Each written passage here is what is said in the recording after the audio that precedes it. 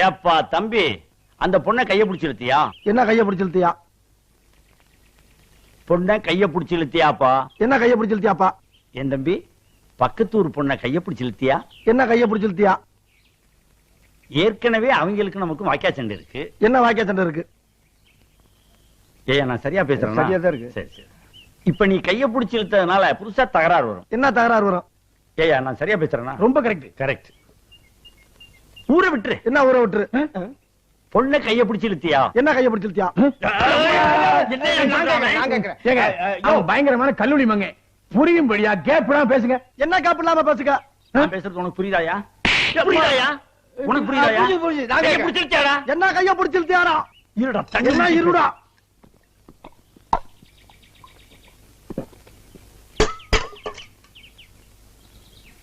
கைய பிடிச்சு இழுத்தியாடா? என்ன கைய பிடிச்சு இழுத்தியாடா?